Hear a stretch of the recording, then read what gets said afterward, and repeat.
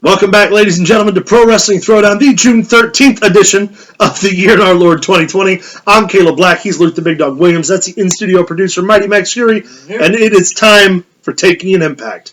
I have to admit, Impact actually wasn't that bad this week. Wasn't great. But it wasn't that bad. We've talked about it in private before. I think their format of wrestling is much better than anything else on TV. Presentation is so much better. And the reason for that is their matches are more considerate of their commercial times. They're not as limited. And their match times, if you look in the ring, go a lot longer than maybe a WWE match will. And obviously, they don't have as many commercial breaks. Also, you don't have as many people coming to the ring and making promos. Yeah, for a 2-hour format, they've really got it kind of nailed. They really do. I mean, they have more matches in a 2-hour format than Raw has in a 3. Yeah, I completely agree with that. Max, you would say that that's correct, right? Yeah, they put more entertainment into their show. As far as the wrestling and as you said, less promos. They don't. And we know they have their goofy promos with the wrestler who's wrestle. Yeah, with the wrestler whose names I can't remember. She's trying to seduce the bald guy, and they've got the quirky. When they killed James Mitchell on TV a couple weeks ago. Ghost getting mugged in the hallway. Susie getting mugged in a hallway. No, seriously, like he was saying, the promos. We want to watch it for wrestling. Yeah, the promos aren't taking away from the wrestling because they are their own story. Right. No, the bald guy. They do have, unlike Raw and stuff. I want to watch the Impact. Yeah, for the promos. And I'll tell you what, since we started this segment, us including it, the last 2 weeks have gotten so much better than the first time we did it. They really have. It has. I'm really interested to see how good Impact can be with the new talent acquisitions they're talking about getting and having, and when there's a live audience. I think a lot of it has to do with the fact that the writers realize, hey, man, we're going to be getting some top-level talent in here. We don't want to look like a sideshow. Yeah, and Scott D'Amore is taking responsibility for the roster. And they're writing... The storylines might be a little dumb in some places, and they definitely are, and some of the matches really aren't good. But for the stuff that works in Impact... It works. It really works. It really does. We opened the show with a triple threat match between Sami Callihan, Michael Elgin, and Ken Shamrock's nipples. It was a good triple threat match. Ken Shamrock's nipples really got the point across. They really did. They come to a point. It was interesting. It was cool to see Shamrock do a dive. His nipples hit the ground first. They were just so. I don't know what it was. They were just. I couldn't take my eyes off of them. They were such a distraction. Callahan and Elgin had a couple of really good. They really did. Watch Ace Ventura. You'll get that, Joe. Away! Boy, this one's gone off the rails already. The matches were... The triple threat match was good. It was good. Elgin and Callahan had a couple of really nice brawl spots. I think that Callahan, the lead-in slow forearm thing, took me out of it a little bit, but they got back into a good rhythm. They had to work the style of that Shamrock could work to fit him in to make sure that everything went off the way it needed to go, and it did. It was a good match. We had a promo between Jordan Grace. She's back on TV now, defending the women's championship in the main event against Taya Valkyrie. Jordan Grace, for whatever anyone wants to think about her, is one of the best women's wrestlers in that company and one of the best women's wrestlers around. She's smaller than a lot of women, but I think that makes her more stout. She's got a lot of power. I think she has good matches in Impact. I'm not so certain that maybe she would do well in NXT. I think Impact is exactly where she needs to be. Yeah, and I think that she kills it there. I think she really takes it and runs with it. So it'll be interesting. We'll get into the main event here in a minute. We saw Susie wrestle Tasha Steele. I like Tasha Steele and Kiera Hogan together. I think that they could use a sprucing of the gimmick a bit. Less gimmick, more substance, less gimmick. Yeah, because Kiera Hogan's a really solid worker. Because the dancing and the shimmying and stuff, if there was a crowd, that's one thing.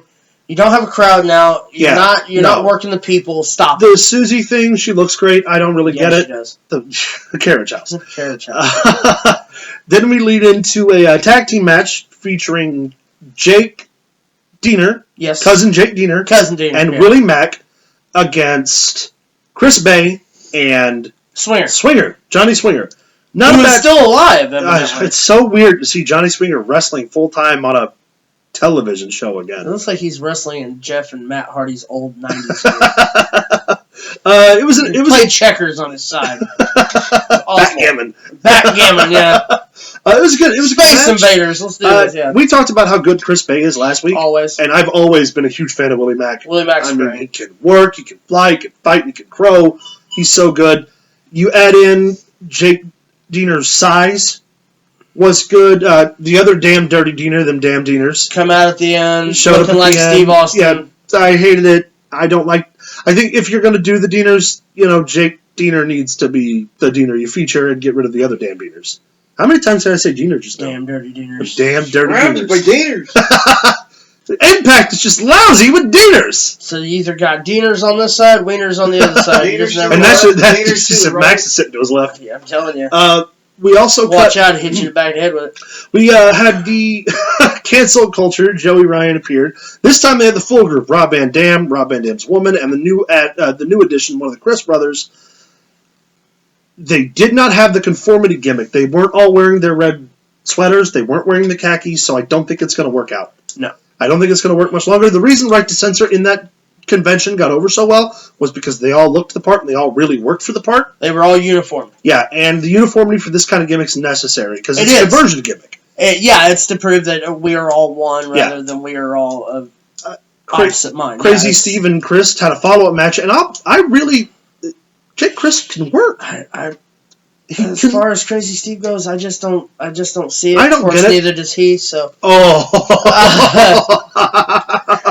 What are you gonna do? Oh my gosh, that was a good one. Anyway, he's a good worker. I just don't see that. I don't. You don't see the appeal. The gimmick worked when they had the carnival thing and Impact when they were messing with the Hardys. Yeah. After Abyss left, after Rosemary left, I can agree with that. It's just it doesn't appeal to me anymore. And Chris really working as a singles competitor, he really impressed me this week. Like really impressed me. He's good. He's good. And if they feature some more of that, he's gonna be okay, I think. I just think if you're gonna go with the Crazy Steve gimmick, and he's gonna keep doing the Crazy Steve thing, bring in the Carnival.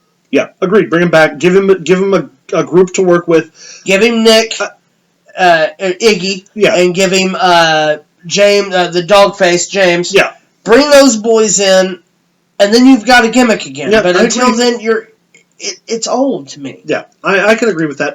I think it'd be interesting too if he's going to feud with this group, that the other Chris brother joins him.